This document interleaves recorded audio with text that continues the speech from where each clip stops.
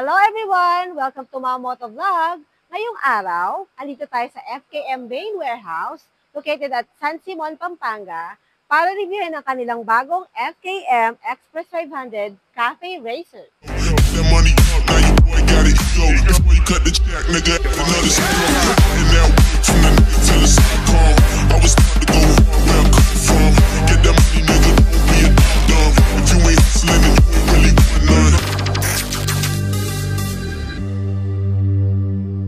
Kung naghahanap kayo ng expressway legal na cafe racer at abot kaya, pwede nyo i-consider ang bike na to.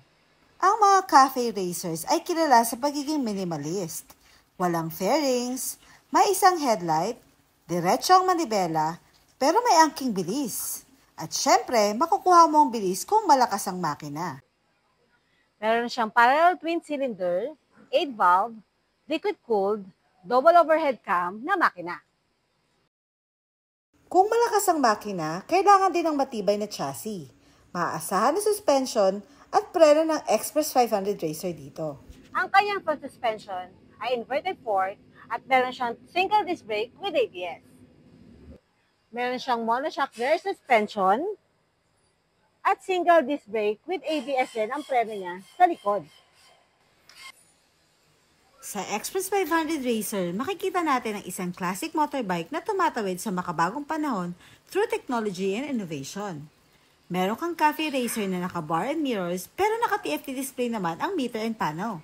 With its price, features, and distinct appearance, sulit ka na dito sa 268,000 pesos. Don't forget to like, share, and subscribe. Kung may suggestion kayo or gusto nyo i-feature ka sa next vlog, just comment below. Ride safe always, and see you on the next one. This is Mamamoto, signing off.